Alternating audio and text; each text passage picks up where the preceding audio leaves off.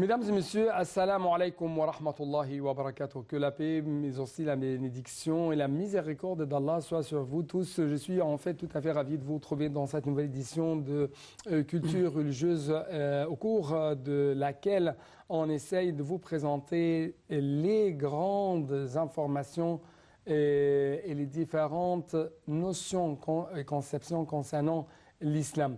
Aujourd'hui, nous allons parler d'un sujet tout à fait essentiel au sein de l'islam et qui représente l'un des piliers, des 5 piliers de l'islam. Il s'agit du pèlerinage, il s'agit de l'hajj.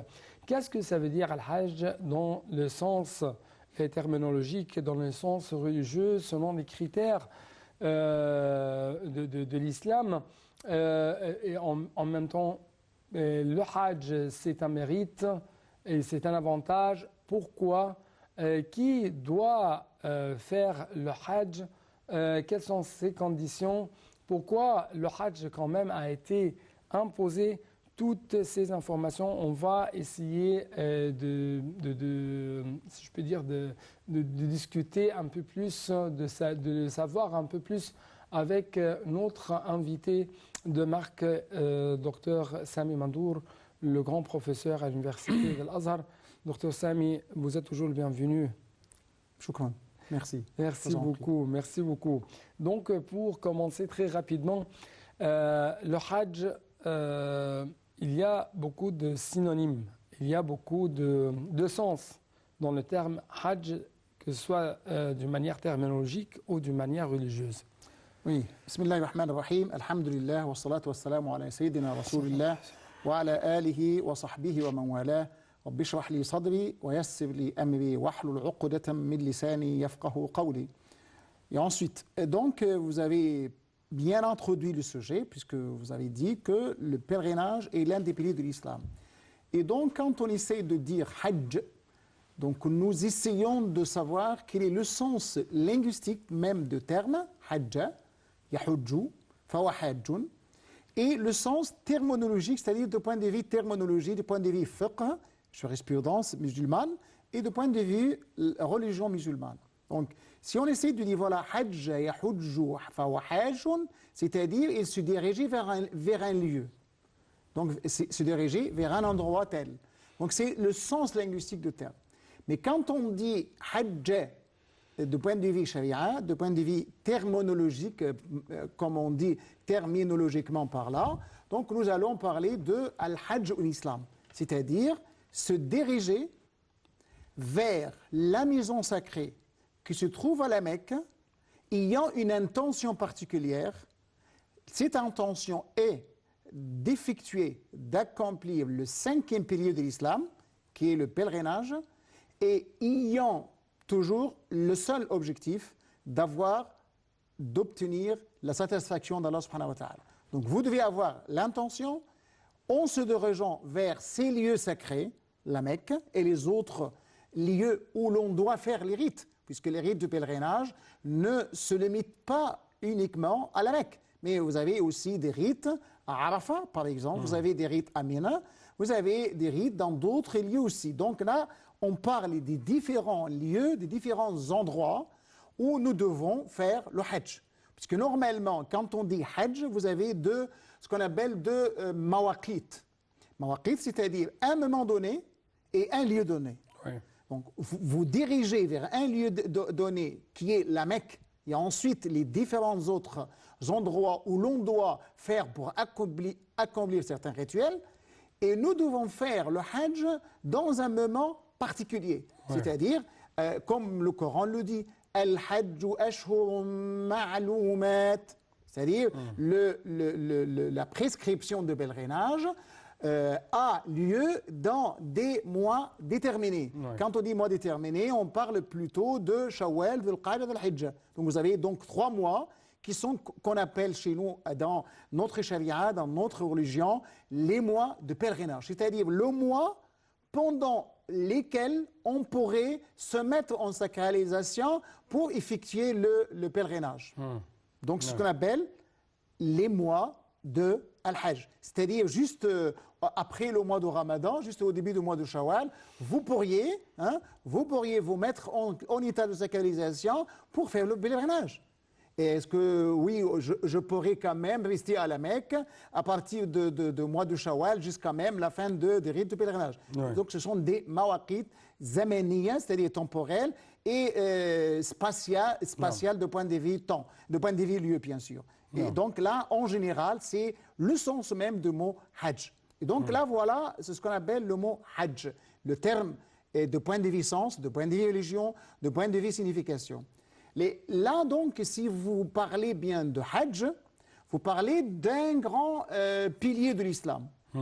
Sans faire le pèlerinage, si vous avez le moyen, bien sûr, dans ce cas-là, votre islam n'est pas encore parfait. Oui. Nous devons nous arrêter un tout petit temps pour prendre un tout petit reportage sur notre sujet. Après ça, on va savoir ensemble, à travers les explications de notre grand professeur, les conditions pour arriver à un islam parfait. Et ça, bien sûr, à travers le fait de faire le pèlerinage, mais selon des conditions. Un reportage.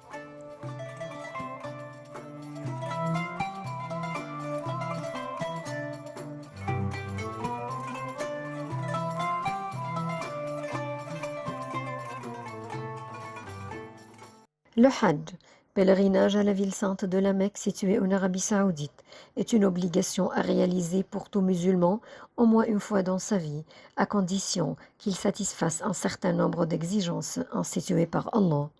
Cette obligation, le 5e pilier de l'islam, a été établie en l'an 9 après l'Hégire. C'est en effet pour l'amour de Dieu, c'est également en commémoration du voyage d'Ibrahim et de sa famille. Le croyant cherche ainsi à plaire à Dieu, car ce pèlerinage peut lui permettre de se faire pardonner tous ses péchés, comme l'a précisé le prophète Mohammed, à lui bénédiction et salut. Plusieurs conditions sont à remplir afin de pouvoir effectuer le pèlerinage. Elles sont au nombre de 4.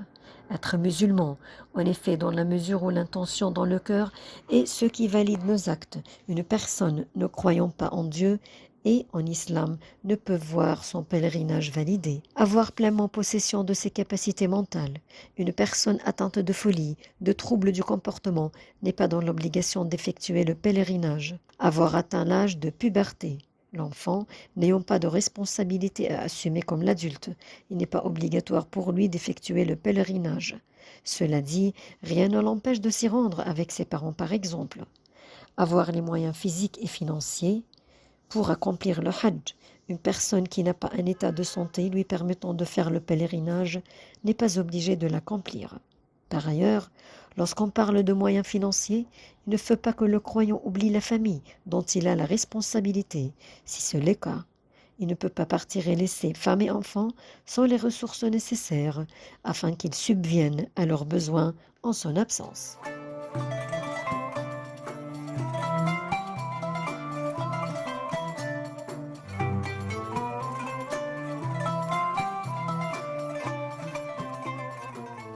Chers téléspectateurs, nous devons vous poser ces questions. Quelles sont les récompenses, les mérites consacrés par Allah à ses visiteurs? Bien sûr, vous avez commencé à parler de grands mérites et de grandes récompenses qu'attendent les visiteurs d'Allah. Parce que quand on commence à faire le pèlerinage, on est les visiteurs d'Allah. Et même quand on fait la prière dans la mosquée, on est aussi les visiteurs d'Allah. Et comme le dit le prophète dans un hadith, فَحَقٌّ عَلَى الْمَزُورِ أَنْ يُكْرِمَ زَائِرَهُ. C'est-à-dire, on se rend à la mosquée pour rencontrer Allah. Et on se rend au lieu sacré de la Mecque et les autres endroits où l'on doit faire les rites de pèlerinage pour à la rencontre d'Allah subhanahu wa ta'ala. Et en attendant de revenir, ayant tous les péchés effacés. Et donc, vous avez plusieurs récompenses. La première, vous êtes à la proximité du Seigneur. Vous êtes dans l'enceinte d'Allah, haramullah. Non. Et quand on dit l'enceinte, c'est-à-dire al-haram, l'enceinte sacrée, donc là, dans ce lieu-là, vous devez vous empêcher de faire ce qui est licite ailleurs. Ouais. Et donc là, vous devez respecter la sacralité, l'inviolabilité de ces lieux sacrés, de l'enceinte sacrée. Donc la récompense était quoi? Comme nous avons déjà dit, laysa lahu thawabun illa al-jannah. C'est-à-dire, c'est le paradis. Mais il y a aussi un grand récompense, puisque dans ces lieux sacrés, nous sommes, les pèlerins, comme les anges. Donc là, comparer les pèlerins aux anges. Puisque les anges, comme on le dit dans certaines traditions, portent des vêtements blancs. Et donc, les pèlerins portent des vêtements blancs. Et ce vêtement blanc reflète quoi? Reflète la pureté du cœur, la sérénité de l'âme qu'un pèlerin doit posséder. Et si vous êtes ainsi pendant la période de pèlerinage, vous devez l'être tout au long de votre vie. Donc là, pour vous, en tant que musulman, c'est un stage de formation pour vous habituer à avoir la pureté du cœur et la sérénité de l'âme. Et pourquoi on atteint même un degré au-dessus des anges. Puisque, vous savez, le jour de Arafat, et nous savons bien que Al-Hajj Arafat, c'est-à-dire Arafat, c'est l'un des piliers de pèlerinage. Sans faire le stationnement à Arafat, votre pèlerinage est nul, est invalide. Et donc, quand on est à Arafat, tous les pèlerins de tous les pays du monde, là, c'est un signe, c'est un avantage social, un avantage communautaire, un avantage universel. Puisque vous savez, on est combien de pèlerinages chaque année? On est normalement plus de 2 millions. Vous imaginez 2 millions hommes, individus, personnes, qui se trouvent dans le même endroit, portant les mêmes vêtements, disant les mêmes invocations et les mêmes paroles. On est occupé de quoi? On est préoccupé de l'invocation, de récitation, qira'atul Qur'an, d'écoute de khatib. Donc on est dans un acte d'adoration continu tout au long de la journée.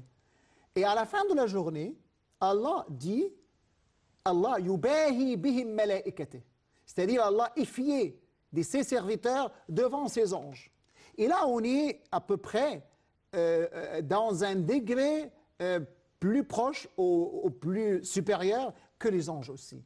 Donc vous êtes, en tant que musulman, dans un moment spécial de votre vie, puisque dans un moment particulier de votre vie, puisque maintenant vous êtes en présence d'Allah, en présence des lieux sacrés où il y avait des événements très importants dans l'histoire de l'humanité et dans l'histoire de l'islam. Vous avez deux choses à la fois. Dans l'histoire de l'humanité, on parle en tant qu'humain, pas en tant que musulman, puisque c'est dans ces lieux-là où Abraham, le père des prophètes, le patriarche, comme on le dit dans la Bible même, qui est venu dans ces lieux sacrés, par un ordre divin, Allah lui a ordonné d'emmener Ismaïl pour aller dans ces lieux. Ces lieux qui étaient un culte, qui était un désert, qui n'a ni eau, ni manger, ni rien du tout. Auprès, Ni vie, il n'y avait pas de vie. il n'y a pas de vie. Il n'y avait pas de vie. Un désert. Un désert. Ouais, Il n'y a que les assises de la mosquée d'Allah qui est encombrée. Personne ne sait pas où exactement la maison sacrée d'Allah. Ouais. Et c'est Allah qui va demander à Abraham et à Ismaïl après d'élever les assises déjà encombrées de la maison sacrée de la Kaaba. Ouais. On va continuer avec vous ce sujet, mais après ce petit reportage. Oui.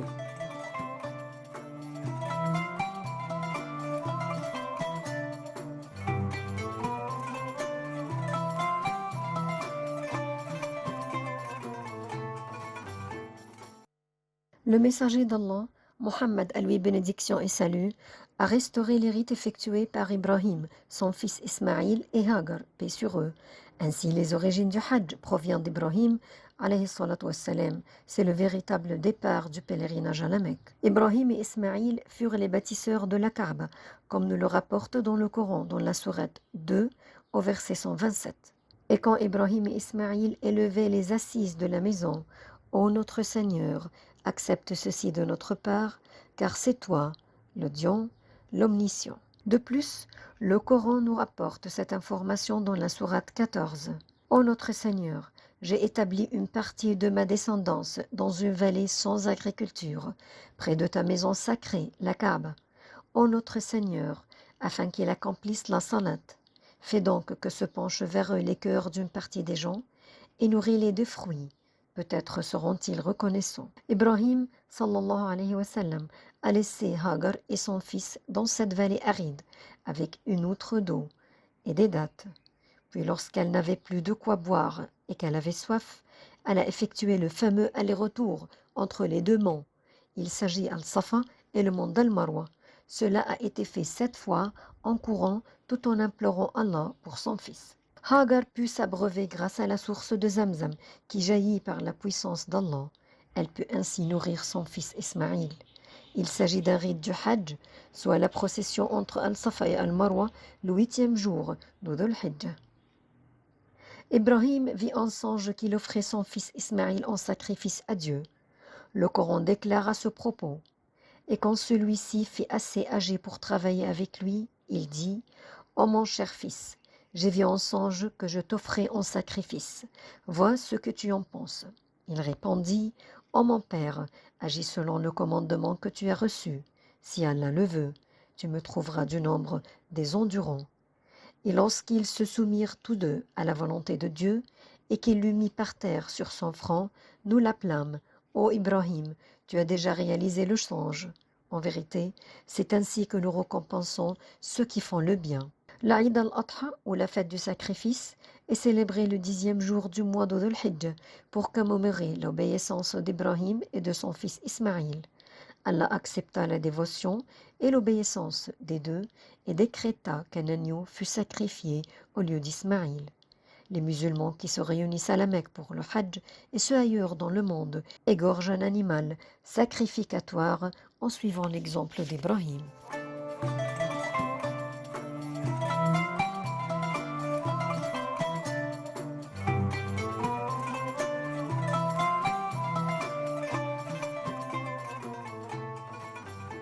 Donc, encore une fois, notre cher invité, Dr Sami Mandour, le grand professeur à l'université de l'Azhar, il y a une longue et profonde histoire concernant le Hajj.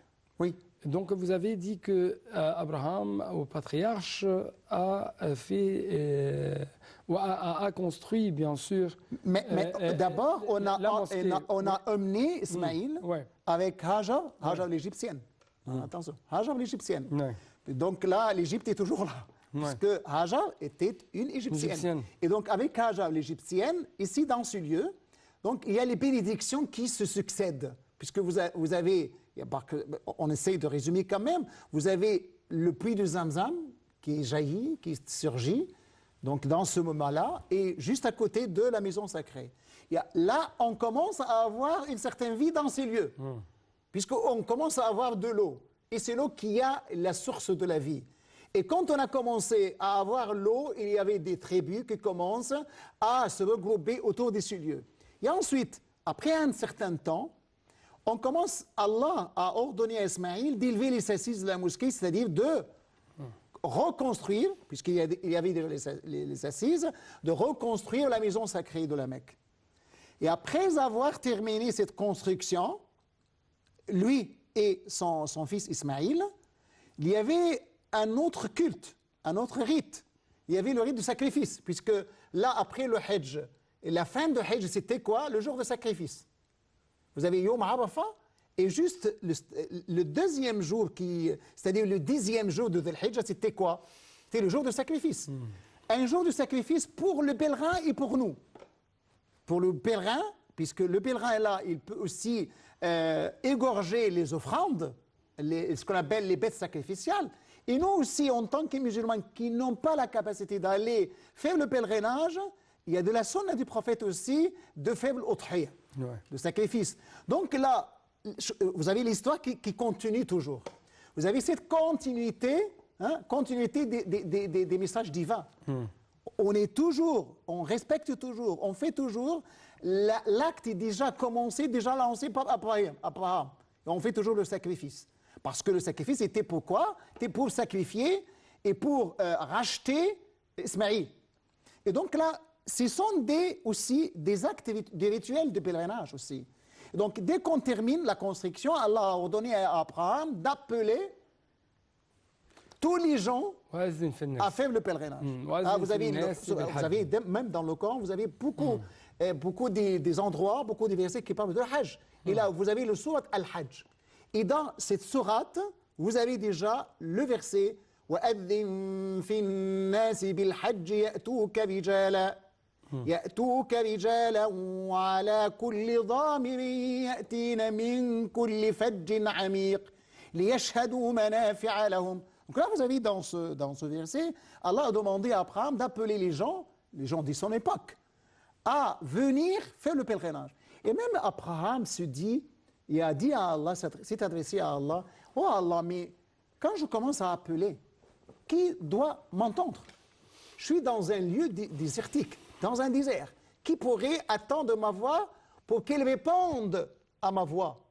Et Allah lui a dit, « Vous n'avez qu'à appeler. » Et c'est à nous de transmettre votre voix et votre appel à tous les humains. Et on dit dans un hadith, chaque individu qui a entendu la voix d'Abraham dans la colonne vertébrale de son père, c'est-à-dire juste avant même la création, il doit venir accomplir le pèlerinage. Ouais. Et donc là, vous avez, là, on a commencé le pèlerinage, c'est l'histoire. C'est dans ces lieux aussi, on se rappelle de la vie du prophète. La Mecque, c'était quoi?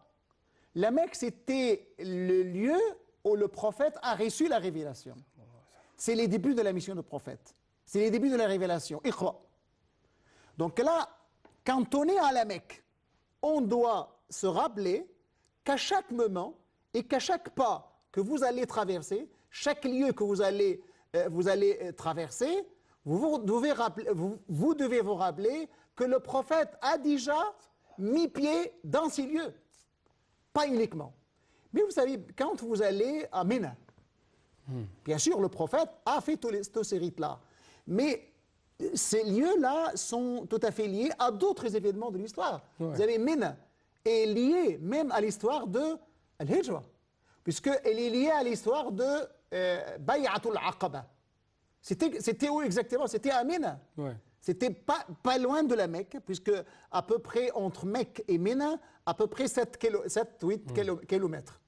Donc le prophète a décidé de rencontrer les Médinois qui sont venus pour prêter allégeance au prophète sallallahu alayhi wa sallam et se mettre d'accord avec lui pour que le prophète aille chez eux et émigrer chez eux à Yathrib, Médine.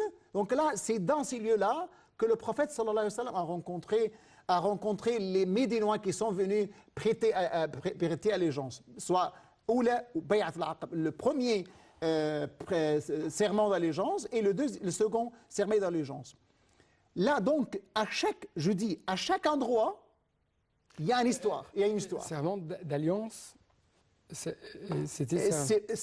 C'est-à-dire, nous avons déjà, avant d'aller à Médine, le prophète doit s'assurer que les Médinois, les habitants du Yathrib, doivent protéger le prophète Mohammed sallallahu alayhi wa sallam et doivent protéger les musulmans et bien accueillir les musulmans. Donc il a rencontré dans 2 fois un petit nombre de Médinois et dans ce qu'on appelle le deuxième serment d'allégeance, il a rencontré à peu près 60 personnes qui représentent les différentes tribus de Médine.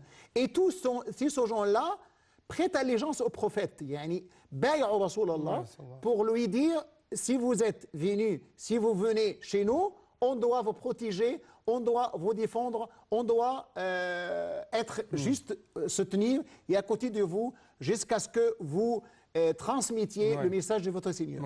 Donc, je dois vous remercier infiniment pour votre éclaircissement, pour votre explication. Merci beaucoup. Je vous en prie. Donc, chers téléspectateurs, nous devons clôturer cette édition. Je dois vous dire merci beaucoup pour votre attention. Assalamu alaikum wa rahmatullahi wa barakatuh. Que la paix, bénédiction, vous aussi, la miséricorde d'Allah soit sur vous tous.